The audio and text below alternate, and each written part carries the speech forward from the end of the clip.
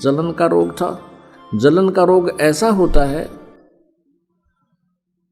जैसे पैर जल जाए अग्नि से या चाय से या गर्म किसी भी वस्तु से, फिर उसको एक विशेष पीड़ा होती है। तो ऐसी जलन के रोग में पीड़ा होती है, लेकिन वो ऊपर से किसी पदार्थ से जला हुआ नजर नहीं आता, पूरे शरीर में ऐसी दाह लग जाती है। और सिकंदर लोधी बहुत क्रूर राजा था, हिंदुओं से मुसलमान बनाया करता था जबरदस्ती। राजा होकर के ये और भी बहुत दुष्कर्म कर डालते हैं। इसलिए परमात्मा कहते हैं तब से राज राज मदमानम जन्म तीसरे शुक्र स्वानम। राज्य का पद पाकर ये इंसान इतना फूल जाता है, कुछ भी ऊंच नीच नहीं देखता, भगवान से भय खत्म हो जाता है, सब यशमैन हो जाते हैं। फिर ये मनमानी करके और नरे पाप इकट्ठे कर लेता है, फिर उन पापों का भोग भी उसी को भोगना होता है। उसी पाप कर्म के आधार से जन्म जन्मांतर के पाप हमारे संचित होते हैं, उन्हीं में से कुछ पुण्य और पाप मिला के मानुष जीवन में प्रारब्ध बना दिया जाता है। अब सिकंदर लोधी जी ने सब जगह अपना इलाज करवाया। पहले तो सभी ने जंतर मंत्र बताए,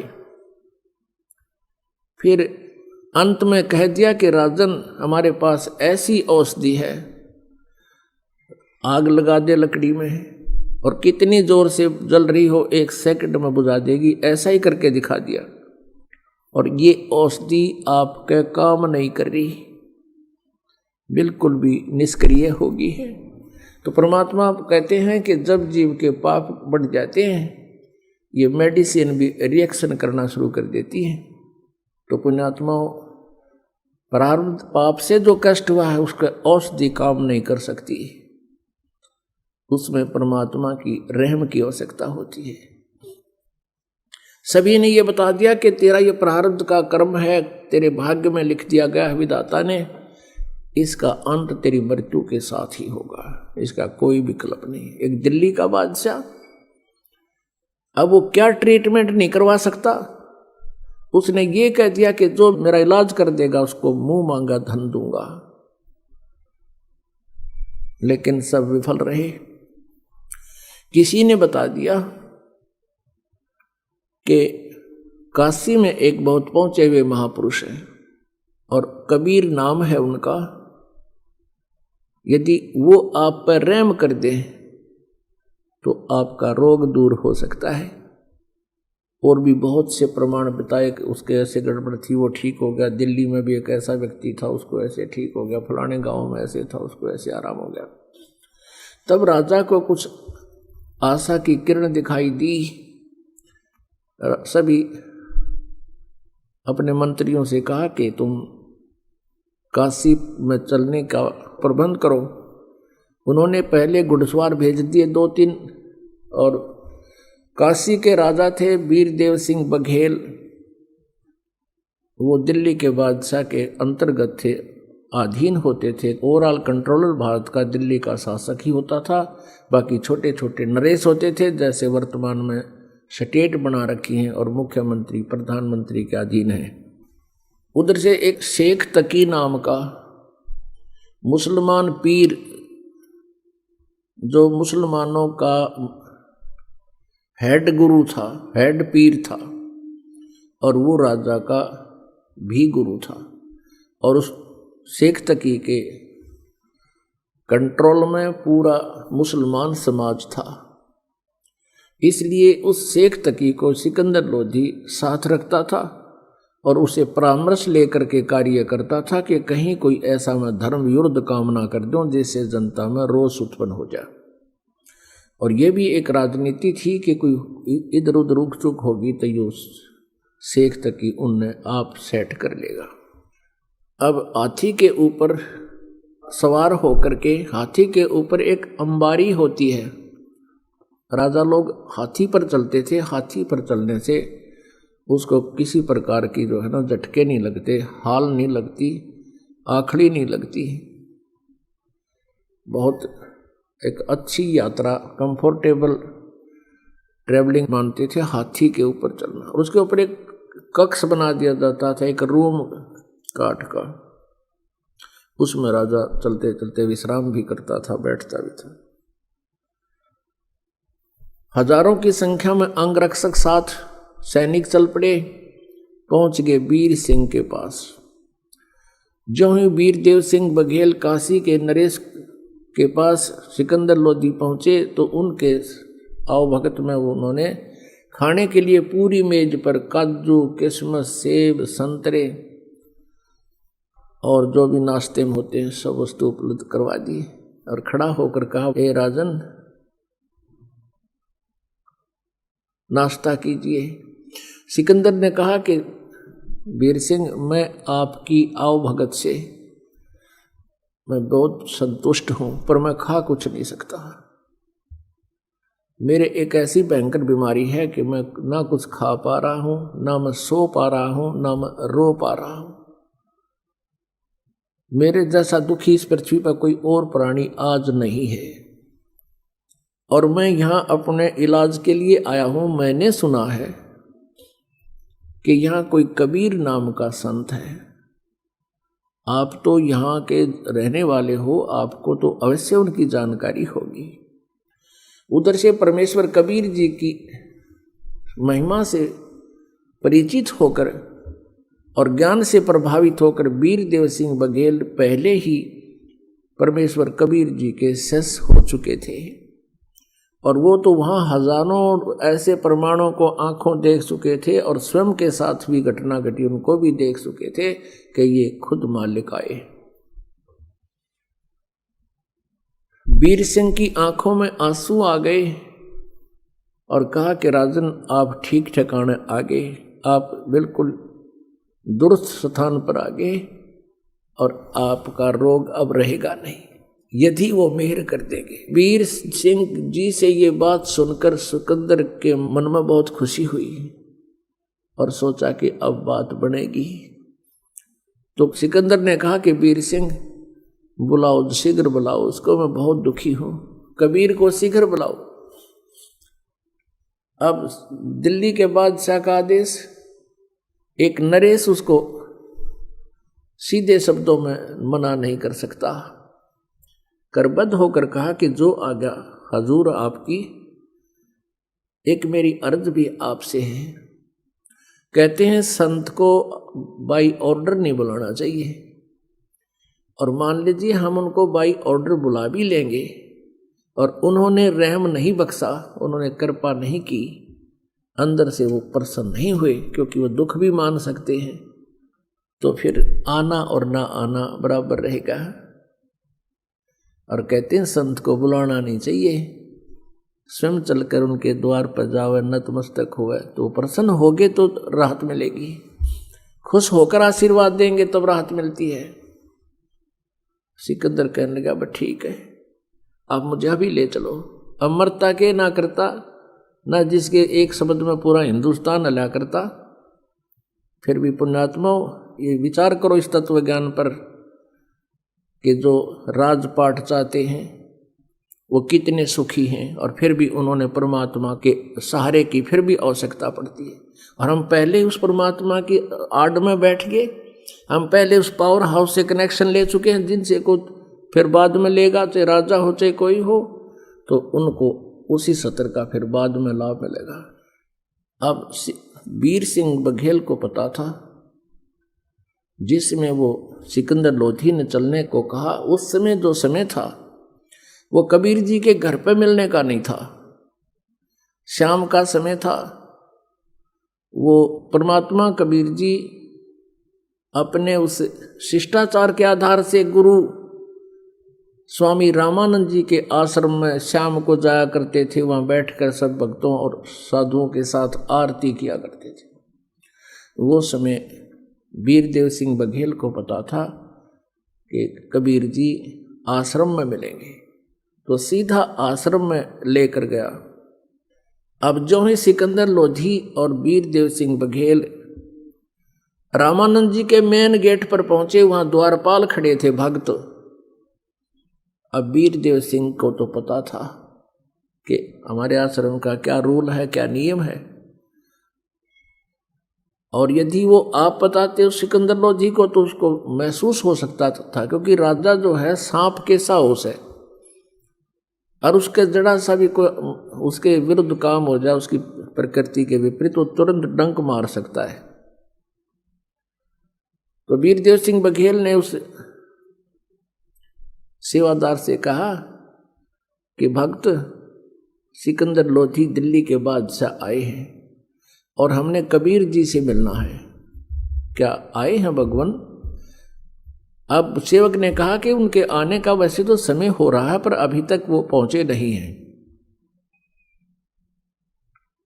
तो वीरदेव सिंह ने कहा कि आप स्वामी रामानंद जी से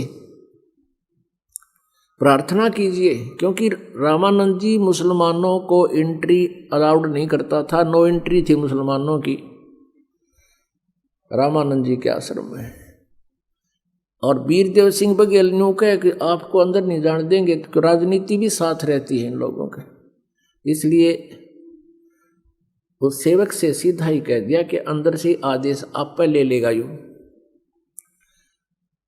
तो वीरदेव सिंह बघेल ने कहा कि स्वामी जी रामानंद जी से कहिए कि दिल्ली के बादशाह शहनशाह सिकंदर लोधी जी आए हैं और वो कबीर जी से मिलना चाहते हैं और आपका भी दर्शन करना चाहते हैं, और जब तक कबीर जी यहाँ आए तब तक आपके पास ये विराजमान होकर के टाइम पास करना, तो अपना समय इंतज़ार करेंगे, उनके आने तक आश्रम में बैठना चाहते हैं, आपकी आज्ञा लेकर आइए, आपकी क्या आज्ञा। अब सेवादार गया, ऐसे गेट के साथ में ही उनका बाहर आसन लगा हुआ था पेड़ों के नीचे। रामानंद जी का जो गेट से 50 फुट की दूरी पर मुश्किल से होगा, लेकिन था साइड में, सामने दिखाई नहीं दे रहा था। तो जैसा ही सेवक ने जाकर कहा कि हे स्वामी जी, ऐसे ऐसे दिल्ली के बादशाह सिकंदर लोधी आए हैं और आपके दर्शन करना चाहते हैं और कबीर जी से मिलना चाहते हैं, जब तक कबीर जी आओ तब तक आपके यहाँ आश्रम आपके पास बैठना चाहते हैं, आपकी जो आज्ञा हो। अब रामानंद जी ने कहा कि मैं इन मलेच्छों को, काफिरों को, मुसलमानों को अपने आश्रम में अलाउड नहीं करता, कह दो सिकंदर को बाहर इंतजार कर लेगा। अब ये बात सिकंदर ने भी सुन ली, क्योंकि साथ में बैठा था रामानंद जी। उधर से आकर के उस सेवक ने बता दिया कि स्वामी जी ने मना कर दिया कि हम मुसलमानों को अपने आश्रम में प्रवेश नहीं करने देते, ये मांस खाते हैं। अब सिकंदर लोधी तो वो भी शब्द सुन रखे थे कि इन काफिरों को मैं अलाउड नहीं करता। अब राजा वो क्रिमिनल कीड़ा फेर उठ गया, उसके काट ली तलवार। उसने सोची कि एक दिल्ली के बादशाह को और ये 2 कौड़ी का एक ऋषि ऐसे पेश आ रहा है, तो अन्य के साथ इसका क्या व्यवहार होगा। निकाल कर तलवार पहुंच गया अंदर, फिर किसकी परमिशन की जरूरत थी। और जाते ही रामानंद जी के कि तुम हमें काफिर कहता है, ले तुझे मजा चका, तो उसकी गर्दन काट दी तलवार से, 2 टुकड़े हो गए। अब ये मन गलती तो करवा दे है एक बार, आत्मा फिर रो है, देख इस नीच ने फिर के कर दिया कर्म। आत्मा रोती है, मन को बहुत धिक्कारती है। अब फिर उसका तुरंत याद आ गई। सिकंदर लोधी कहने लगा, वीर सिंह मैं बहुत नीच आदमी हूँ, देख मेरे किसे खोटे कर्म लग रहे हैं। आया था अपना दुख निवारण करवाने के लिए, और देख गुस्से में आकर मैंने महात्मा की हत्या कर दी। अब कबीर जी भी मुझे राहत नहीं देंगे, क्योंकि मैंने उनके गुरु को मार दिया। अब चल वीर सिंह, चलते हैं वापस। अब कहते हैं परमात्मा 100 छल छिद्र मैं करूं। अब फिर वो न्यों भी डर गया कि कबीर जी बहुत पहुंचे हुए महापुरुष हैं, और उन्होंने यदि तुझे श्राप दे दिया तेरी और बिरानमाटी होएगी। अब जो ही वो आश्रम से दोनों राजा बाहर आए, सामने से कबीर परमेश्वर आश्रम में आ रहे हैं। अब वीर सिंह जी ने देखा आगे भगवान तो, अब वो शेष था उनका, दंडवत प्रणाम किया और कहा राजा से कि ये आगे भगवान, ये आगे हैं कबीर जी। अब सिकंदर लोधी की तो घीघी बन रही थी, अगियो आगे आगे तीब तय मर गया तू तय। अब एकदम डरते ने उसने भी दंडवत प्रणाम किया। और पुण्यात्मा परमात्मा से लाभ उसी समय मिलता है जब हम अति अधीन हो जाते हैं।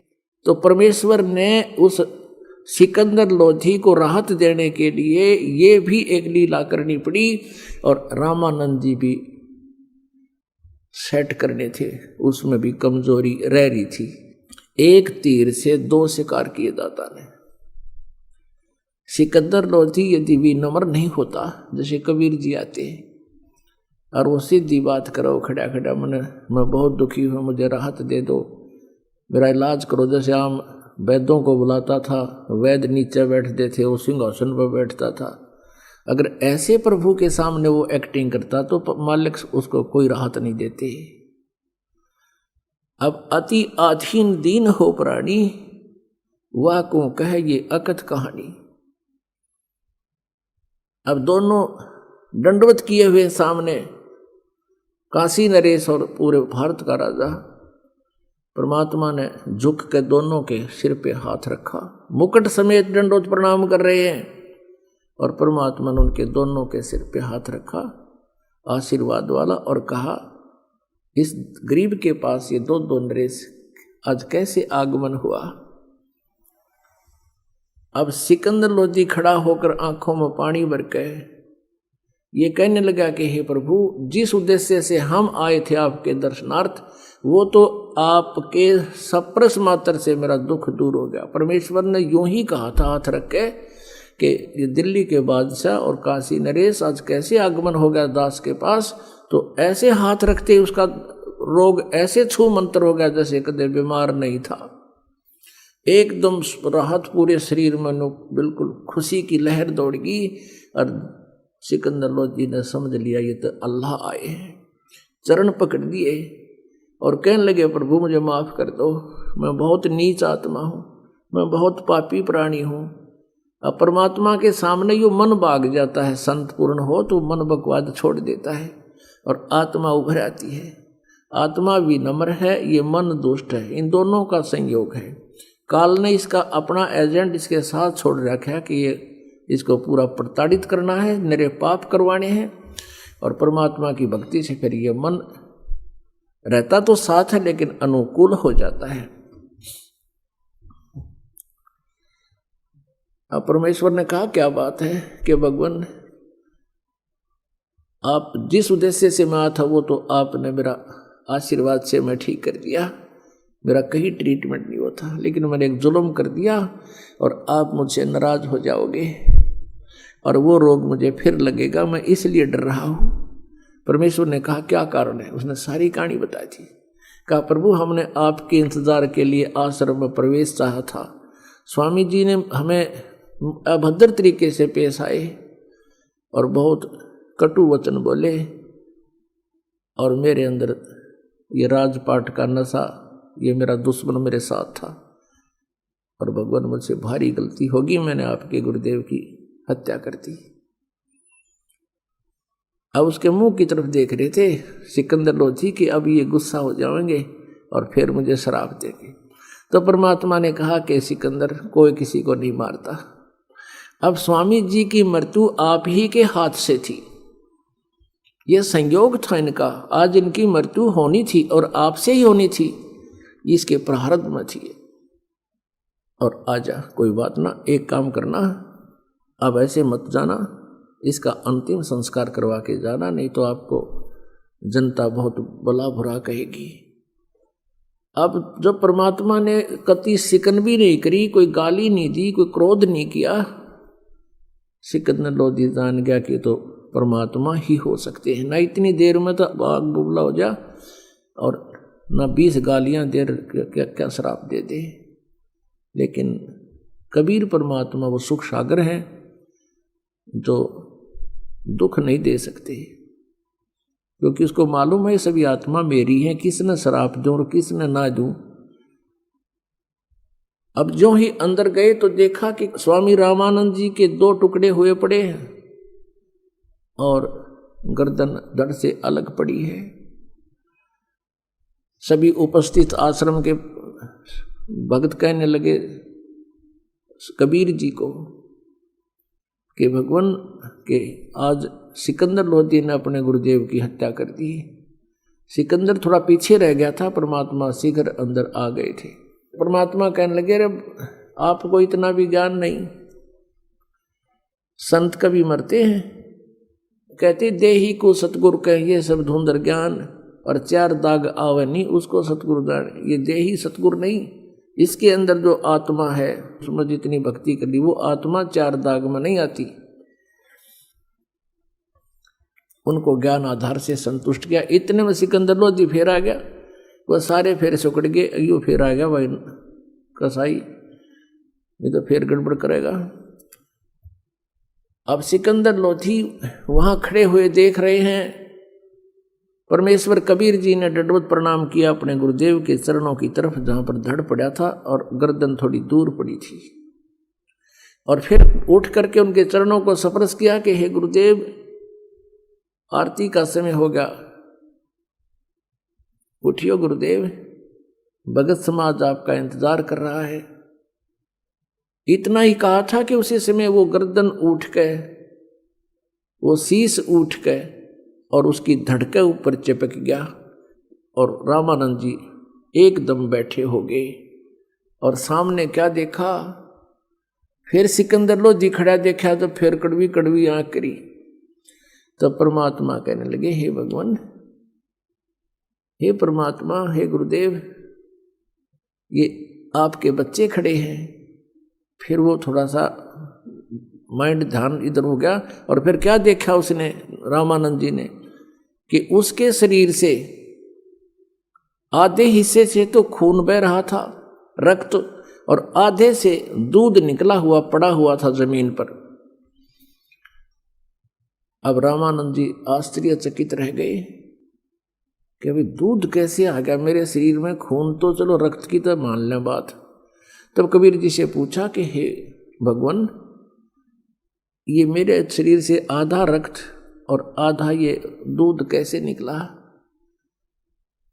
अब कबीर साहब कहने लगे आप तो जानी जान हो, मुझे तो महिमा दे रहे हो, आपको सब पता है, जैसे गुरु जी से जो व्यवहार किया जाता है, और जानी जान तो आप पे थे। वह कहने लगे पर भगवान, आप जी ने मुझ दास को उपदेश देने के बाद छुआछूत हिंदू समाज की तो बंद कर दी थी। आप सभी हिंदुओं को, चाहे वो किसी जाति का है, सबको नाम देते हो, सबसे प्यार करते हो, लेकिन अभी आप मुसलमानों से नफरत करते हो। हे प्रभु, भगवान के दरबार में कोई जाति मजहब नहीं है, कोई मजहब या जाति बुरा नहीं, इंसान बुरे हो सकते हैं, उनको हम ठीक करने के लिए आए हैं, उनकी बुराई छुटवाएंगे। आप अभी तक मुसलमानों से नफरत करते हो, आप मुक्ति प्राप्त नहीं कर सकोगे। रामानंद जी के हृदय में जो एकदम ऐसा कुठार घात हुआ, इतना एकदम जख्म हो गया इस बात का कि मैंने तो जीवन ही मोक्ष के लिए लगा रखा है और मेरा मोक्ष नहीं होगा, मैं मुसलमानों से नफरत करता हूँ। उसी समय खड़े हो गए और खड़ा होकर सिकंदर लोधी को सीने से लगा लिया रामानंद ब्राह्मण ने, और कहा बेटा मैं तो घना नीच आदमी हूँ, पहले भी मैं एक ब्राह्मण के अतिरिक्त किसी को मैं अच्छा नहीं मानता था, और अभी भी मेरे अंदर ये दोष था कि मुसलमानों से नफरत करता था। आज मेरी ये सारा भ्रम निवारण हो गया, बेटा मेरे से गलती होगी, मुझे माफ़ कर दे। सिकंदर लोधी ने भी चरण पकड़ दिए, स्वामी जी मैं पापी आत्मा हूँ और मैंने बगैर सोचे समझे ऐसे महापुरुष की हत्या कर दी, मैं महादुष्ट इंसान हूँ। आज मेरा सौभाग्य है कि आज मुझे कबीर परमेश्वर के दर्शन हो गए, मेरी आँखों के सामने ये सब लीला होगी। आज मुझे भी परमात्मा के पहचानने का सुअवसर मिल गया। उस दिन के बाद रामानंद जी किसी भी मजहब, धर्म या किसी भी व्यक्ति से कोई नफरत नहीं करने लगा। और परमेश्वर ने बताया कि स्वामी जी आज आपकी आयु फाइनल थी, आज के बाद आपकी आयु नहीं थी। और अब ये आयु परमात्मा की दी हुई आपको मिली है। रामानंद जी कहते हैं परमात्मा तो मेरे सामने खड़ा है, हे भगवान मेरा ना जाने कौन से जन्म का पुण्य उदय हुआ जो आप मुझे मिल गए। मैं तो इतना नीच था, अब भी मैं अपने आप को सुपीरियर मान रहा था कि मैं तो बहुत नेक हो लिया। अब आपने दिखा दिया कि मैं कितना नीच था। अब पुण्यात्माओं परमात्मा ने 1 घंटे तक वहाँ सत्संग सुनाया हिंदू और मुसलमान एकता के ऊपर कि तुम एक पिता की संतान हो। इस काल ने आपस में इसलिए हमें 2 बना 4 बना रखा है, 20 बना रखा है कि तुम आपस में लड़ते मरते रहो, कोई चैन से ना रह सके, और सभी एक परमात्मा की संतान हो, वही कुल का मालिक है। अब सिकंदर लोधी ने सोचा कि इस महापुरुष को, कबीर जी को दिल्ली ले चलता हूं और वहां हिंदू और मुसलमानों का आपस में बहुत ज्यादा मनमुटाव है, और इस महापुरुष के उपदेश से वो ठीक हो जाएंगे, एकम एक हो जाएंगे, मेरा आधा सिर दर्द खत्म हो जाएगा, क्योंकि राजा को तो अपने राज्य की चिंता होती है। तो प्रार्थना की कि प्रभु आप दिल्ली चलिए मेरे साथ और वहाँ भी उपदेश दीजिए। वहाँ बहुत बुरा हाल हो रहा, आपस में हिंदू और मुसलमानों के झगड़े होते हैं। परमेश्वर ने कहा भी हम ऐसे किसी के साथ नहीं चला करते, जो हमारा शागिर्द हो जाता है, शेष हो जाता है तो हम चलते हैं, अन्यथा हम किसी से बात नहीं करते हैं, हम उनके साथ नहीं जाते हैं। सिकंदर लोधी ने कहा भगवान आपका दिया जीवन है, मैं आपका शिष्य बनना चाहता हूँ। परमेश्वर ने कहा कि मांस नहीं खावेगा और तेरे पूरे प्रदेश में, तेरे राज्य में कोई जीव हिंसा नहीं होनी चाहिए, और प्रतिबंध लगा दे कोई मांस नहीं खाएगा, जीव हिंसा नहीं करेगा, कोई शिकार नहीं करेगा। अब सिकंदर लोधी ने कहा प्रभु आपका दास तो हाजिर है, जो कहोगे वो करूंगा, लेकिन ये प्रतिबंध मेरा चलेगा नहीं, मैं लगा अवश्य दूंगा, मेरी कोई नहीं मानेगा, और मेरे राज्य में भी उथल पुथल हो जाएगी, क्योंकि ये मुसलमान लोग इतने भ्रमित हो चुके हैं। ये मांस को एक जो भोग लगाते हैं उसको प्रसाद रूप में लेते हैं, और जो आप कहो वैसे आज्ञा होगी। परमात्मा बोले पर तू एक काम करिए, तू नहीं खाएगा